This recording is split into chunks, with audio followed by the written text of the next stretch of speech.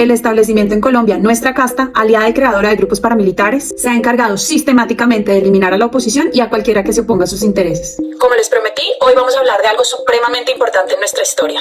Pero tuve que dividirlo nuevamente porque entre más sepamos de historia, más inmunes somos a la manipulación mediática y política.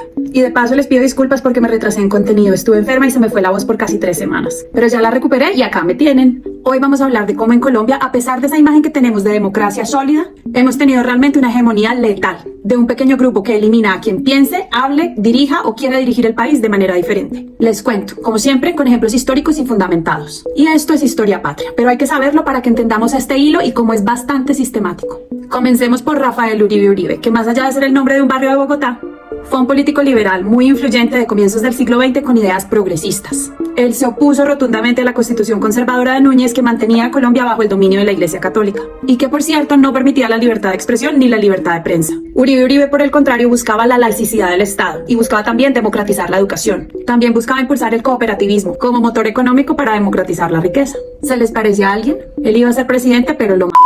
Y como siempre, el asesinato se resolvió solamente cogiendo a los autores materiales. Pero realmente quienes lo querían muerto eran los que tenían el poder y no querían perderlo. Su asesinato fue el primer magnicidio del siglo XX. Sigamos con Jorge Eliezer Gaitán. En plena época de la violencia, Gaitán abogaba por la paz a través del diálogo, ya que el país se estaba desangrando. Una de sus frases más célebres fue: hay que procurar que los ricos sean menos ricos y los pobres sean menos pobres, por lo cual lo llamaron comunista.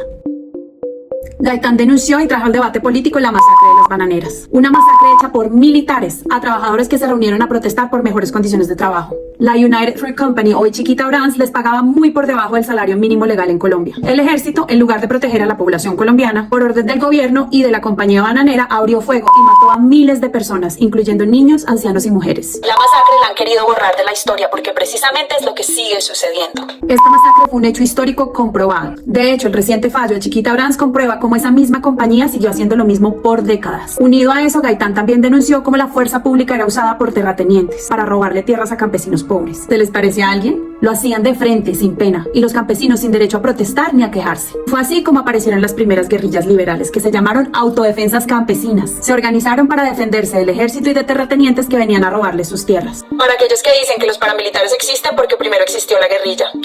El poder de convocatoria de Gaitán era tan grande que trajo alrededor de 100.000 personas a Bogotá, en lo que se conoció como la Marcha del Silencio. Una marcha precisamente para denunciar la violencia que estaba viviendo Colombia y que era auspiciada por la clase dominante. Estaban usando fuerzas militares y policiales para masacrar población civil. Por eso lo mataron, y aunque cogieron al autor material del magnicidio, los autores intelectuales siguieron gobernando el país. Ahora sigamos con Luis Carlos Galán.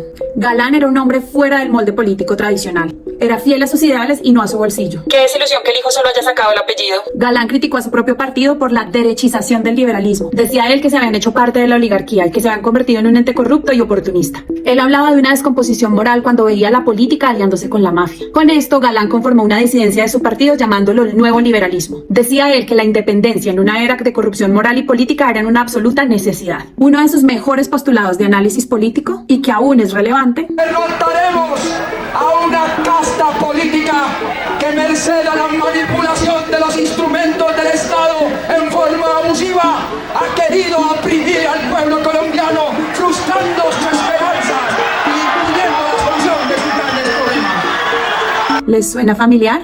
Galán también abogaba por la paz a través del diálogo y propuso una reforma agraria integral para lograr la paz desde el territorio. Propuso también reformas sociales estructurales que iban a permitir el desarrollo integral de Colombia, no solamente las de un grupo selecto, como siempre había sido. Y también pedía la limpieza de la política, que se había convertido en otra mafia. Y se opuso rotundamente a la alianza de la política con el narcotráfico. Alberto Santofimio, político del liberalismo, fue quien indujo a Pablo Escobar en la necesidad de matar a Galán. La excusa que le planteó fue que Galán iba a aprobar la extradición, pero la verdadera razón era el riesgo que Galán le significaba a la política tradicional.